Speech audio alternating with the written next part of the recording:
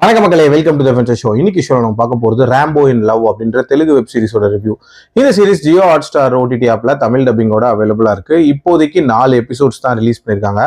ஒண்ணுமே less than 20 minutes தான். ஒரு சின்ன சைஸ் சீரிஸ் தான். ஒரு கார்ப்பரேட் ரிவெஞ்ச் அப்படின்ற மாதிரியான தீம்ல அமைக்கப்பட்ட ஒரு கதை. அதாவது தன்னோட கேர்ள் ஃப்ரெண்டோட ஐடியாவை திருடி அதை வச்சு ஸ்டார்ட் அப் ஓபன் பண்ண நம்ம ஹீரோ அந்த ஐடியாவுக்கு இன்வெஸ்டர்ஸ் அவர் தேடிட்டு இருக்காரு. அந்த டைம்ல தான் ஒரு முக்கியமான பொசிஷன்ல நம்ம ஹீரோயின் திருப்பி கதைக்குள்ள வராங்க. வந்ததுக்கு அப்புறமட்டு என்ன மாதிரியான ரிவெஞ்ச் எடுக்கிறாங்க, அதுக்கப்புறம் நடக்கக்கூடிய சம்பவங்கள் அப்படின்ற மாதிரி தான் இந்த சீரீஸை கொண்டு போயிருக்காங்க. எக்ஸ் கேர்ள் ஃப்ரெண்டோட ஐடியாவை திருடி அதை வச்சு ஸ்டார்ட் அப் ஓபன் பண்றதுங்கிறது ஒரு இன்ட்ரெஸ்டிங்கான பிளாட்டா இருந்தாலும் இதுல நடக்கக்கூடிய ஈவெண்ட்ஸ் அப்படின்றதெல்லாம் பயங்கர டிராமாட்டிக்கா இருந்துச்சு அப்படின்னே சொல்லலாம்.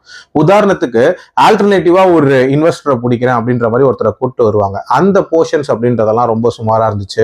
அதே மாதிரி ஹீரோயின்குள்ள ஏற்படக்கூடிய திடீர் மாற்றம், அதுக்கப்புறம் நடக்கக்கூடிய அந்த ஆக்ஷன், அதாவது அவங்க ஃபுல் கண்ட்ரோல் எடுத்துக்கணும்னு சில விஷயங்கள் பண்ணுவாங்க. அதுவுமே பயங்கர டிராமாட்டிக்கா இருந்துச்சு. காமெடியும் பெருசா ஆகா ஓகோ அப்படின்லாம் இல்ல. ஒரு மாதிரி நார்மலான ஃப்ளோல நகரக்கூடிய ஒரு சீரிஸ். பெருசா இன்ட்ரெஸ்டிங்காகவும் இல்லை, அதே நேரத்தில் ரொம்ப போரிங்காகவும் இல்லை. ஒரு மீடியாக்காரான சீரிஸ் அப்படின்னே சொல்லுவேன்.